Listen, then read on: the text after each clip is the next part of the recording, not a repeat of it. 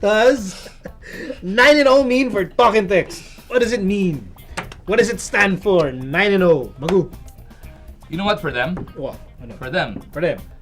Guys like Jimmy, Ranidel, Castro, all of those guys, Coach Norman Black, absolutely nothing until they win it all. Pero, siguro pag nag-9-0 ka, it's easy to downplay. But it's the first elimination round sweep since the 90s. Wow. Yeah, like 24 years? Yeah, 24. Presto pa yata eh. If I'm not mistaken, Presto ba? So, yeah. Basta, since the 90s, nobody has swept the elimination round. It is a huge deal. You know they know it's a huge deal.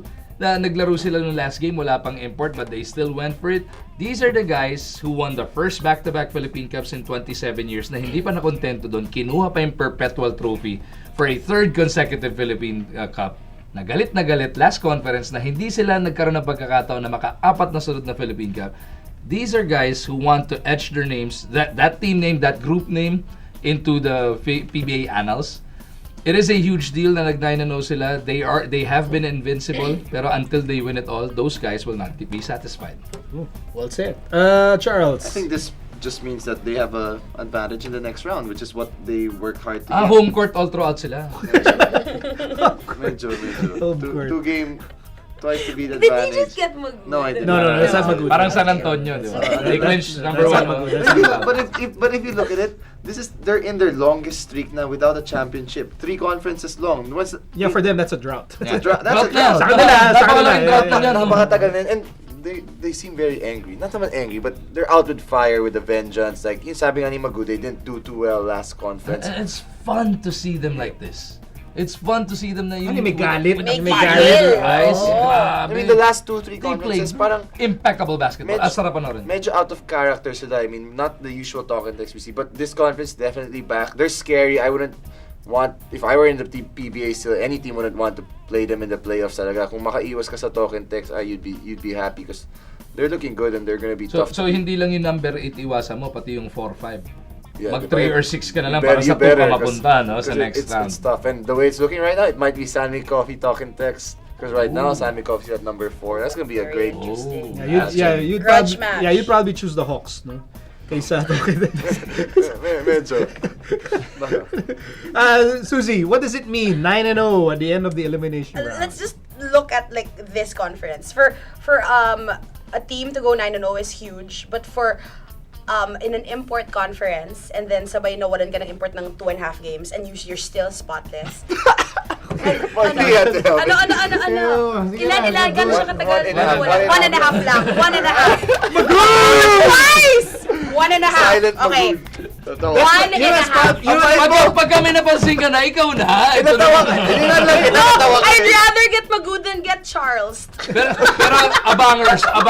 Alam mo si Charles? Abangers. Talagang inaantay na may mali. Tapos titingin mo sa akin. I don't correct eh. Don't you? I don't. It's respect, you know. Yeah, ako hindi ko kaya. Kami ni Miko. Gentleman kami dalawa eh. So si Magud. Balahura. No, but I think it's a record. That's even more respect. No. I think Susie just set a record for most number of Magud in one taping. Yeah! Back-to-back episodes ba? Back-to-back episode. So usually 1 lang per day. Oh, normally 1 lang per month. I need a crown. Yeah. No, I think it's a record. Tama ba? I don't remember anyone na Magud more than once In one taping. in one taping day. What's our next topic? I will get Magud in the next again. Go for it. Go for the Grand Slam. perpetual trophy. Okay, so anyway, you were saying, yun, kahit di wala na silang import, na spotless pa rin sila, perfect pa rin. So that's pretty huge for them. Speaks a lot about their local lineup. I was talking with Ranidel and you know, I think Ranidel is one of the most fascinating guys. Oh yes, he needs his own sitcom. He's his own talk show. Yeah. He's a talk show. Pwede tayong tanggalin lahat dito, lagay mo lang Si Ranidel lang dito. Siya lang mag-isa.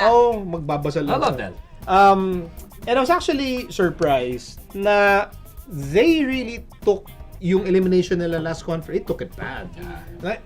I thought kasi parang akala ko it was more of like relief na you get to rest. Nung third conference, parang may konting relief. Nung third Pero conference last kasi Philippine Cup, because masakit sa kanila. sabi ni Ranidel, yung all Filipino yung importante sa kanila. It's as if and he didn't mean to sound like parang arrogant, pero parang they felt that was theirs. You win in 3 stakes. Siyempre, medyo possessive ka na.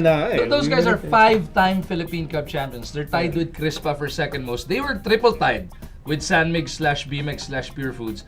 6 na ngayon yung Pure Foods, the winningest all-Filipino/Philippine Cup team. Sila dapat yun eh. Sila dapat. Kasulatan. Kita mo, kaya mo yung maguyon? Kaya mo yung maguyon? Ha? Kaya mo yun? Sige, ulitin mo nga. Ayoko. No, but I agree. And honestly, for me, the most prestigious tournament would be all Filipino. Kasi all Filipino and they look bad for their standards. And you get a ring. Diba? So, I mean, it's nice to see them bounce back. I mean, not nice for the other teams, but it's nice to see them playing well again. I think Coach Norman and his staff deserves a lot of credit for that. No, for naturally, you ask them, of course, they'll say, it means nothing. Like, Jimmy would say, that 9-0 means nothing. It means nothing unless you go all the way. But, 9-0 is quite an accomplishment. Kahit na, maybe a counter-argument would be, mas maganda kung double round robin kaysa single. Pero kahit na, pinalo pa rin lahat. Very diba? small margin for error. And the good thing is, guys na last conference, well, si KG, he came in very late to them, didn't really mesh so well, but now he's playing so well. Danny Siegel's playing well, he just came back from his injury. I'd like to see that guy get another ring. I mean, diba? It would be a nice closure to them. I mean, those are the guys who've been in the league for a very long time na, sila Kyrie, Jimmy, and why not? I wouldn't mind them. I wouldn't mind seeing them. Yeah, exactly. I didn't say that. I said that before already and they got on my back. So, ayoko na muna. Pero I said this a few episodes ago, wala ka pa yata na etong group na to, I think after, parang excusable pa nga sa kanila yung third conference nung natanggal sila last season because of galing gilas, ganun.